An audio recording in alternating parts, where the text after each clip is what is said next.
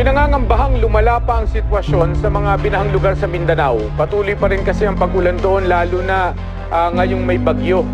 Napapaluha si Aling Luz Biminda sa posibilidad na mawalan sila ng tirahan sa barangay Danaili, Abulog, Cagayan. Halos 20 metro na lang kasi ay kakainin na ito ng ilog. Flooding has long been a challenge for our community in Banilad.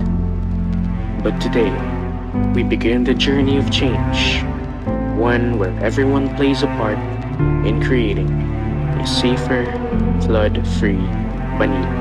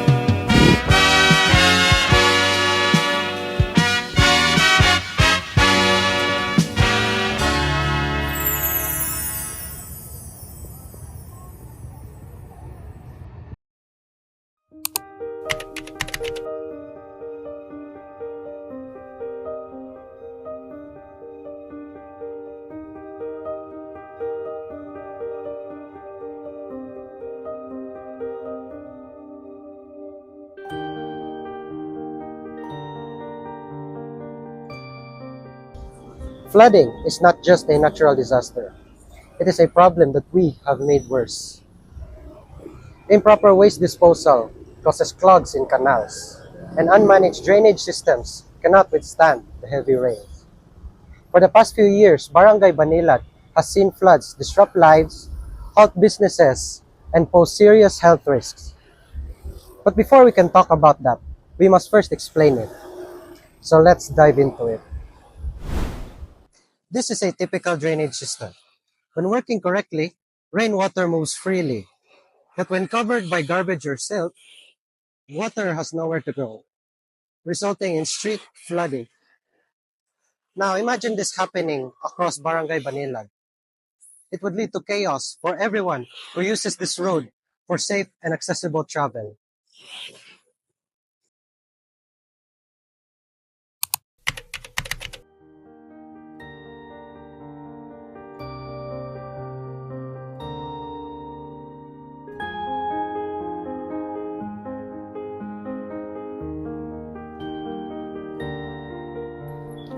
Floods don't just disrupt us. It also takes a toll on our health, environment, and most especially on our economy. Floods affect our health in the sense that these standing waters becomes the breeding grounds for different insects like mosquitoes and even bacteria that can actually lead to different diseases like malaria, dengue, and leptospirosis. Flood also affects our economy in the sense that these businesses suffers as the customers will tend to stay away because of flooding. There are also a lots of goods that are damaged because of flooding. Truly, flooding affect our economy. Did you know that according to the ICSC or the Institute for Climate and Sustainable Cities, there are actually an increase of 0.7% loss or economic loss here in the Philippines. This means that by 2050, because of flooding, there will be an economic loss of about $124 billion USD here in the Philippines. Lastly, the impact of flood on our environment. Our environment suffers too as pollutants from the streets in different areas were all carried into rivers and seas.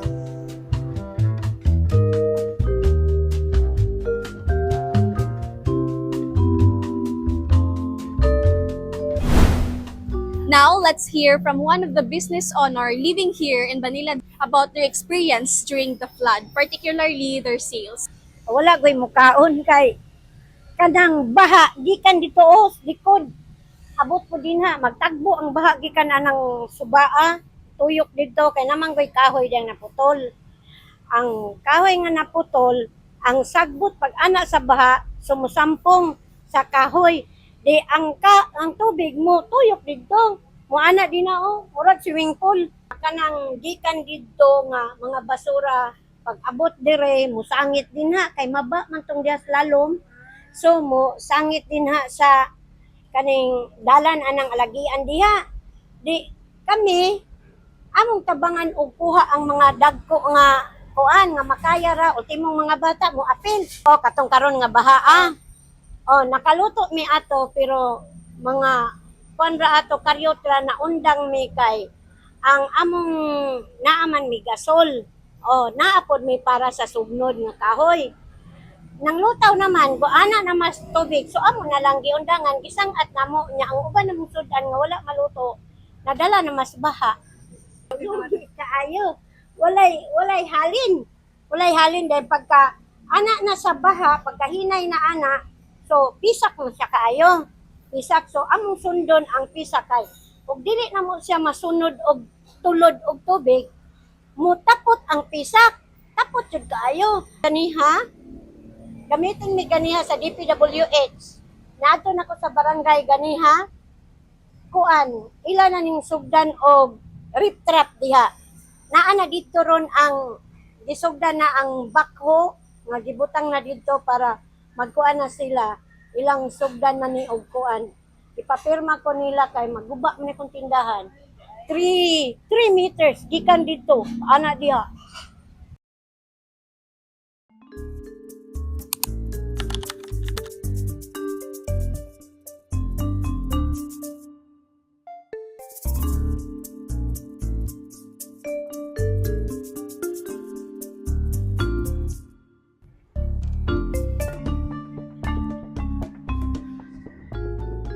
The Banilad Mangnaw Flood Control Project is a step in the right direction. Large drainage canals are being constructed to manage rainwater better, but these systems are only as effective as their maintenance. If garbage clogs them, they won't work. Regular cleanups and proper waste management are critical, and here's how we can help. Segregating waste reduces what ends up in our drain. A clean drain means a functional drainage system.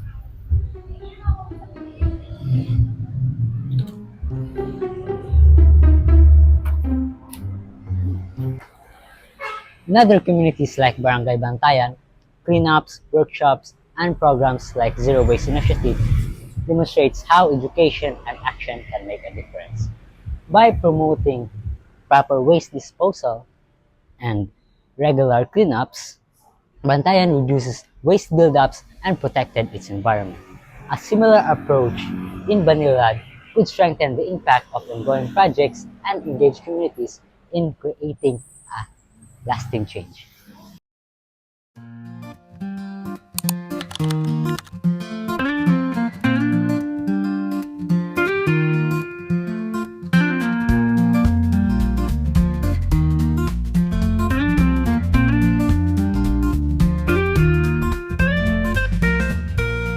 Change begins with us. Education and active participation empowers community to effectively combat flooding. For instance, Barangay Bantayan, once plagued by severe floods, significantly reduces such incidents by implementing proper waste management practices and engaging residents in cleanup drives. In Banilad, we're initiating a similar program focusing on teaching residents about proper waste disposal and the importance of keeping waterways clean. This is crucial considering that improper waste management or improper waste disposal is a leading cause to flooding in urban areas as it clogs drainage systems and waterways. By taking these simple yet impactful steps, we can collectively create a cleaner, safer, and flood-free community.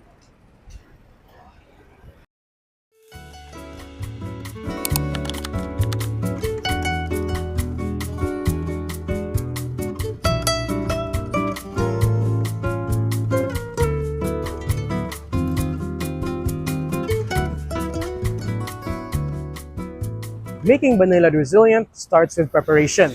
Simple actions such as preparing emergency kits, evacuation plans, and keeping important items safe and elevated can save lives. Innovations such as permeable pavements as well can help. because water will seep deep into the ground instead of making drainage systems overwhelmed. Integrating this into the local projects will help make managing rainwater easier. And who will benefit from all of this? Of course, everyone. Motorists and commuters will now enjoy cleaner and open and safer roads, and residents and businesses will now avoid damages and disruptions caused by floods. Environmental groups will now enjoy a cleaner and safer ecosystem. Disaster response teams will now be able to quickly respond to incidents faster, and the general public will now see better health, safety, and property protection. In 5 years from now, Banilad will become a model of resilience. Cleaner roads, less flood, and the community will be able to clean the waterways well. It all starts with change, and it starts with us. Flooding is a challenge we can overcome together. Every clean drain and informed neighbor makes a difference. Let's work hand in hand with the government and our community. Banilad deserves better, and we can make it happen together. Join us in making a cleaner, happier, and safer Flood-free Banilad. Our community, our responsibility.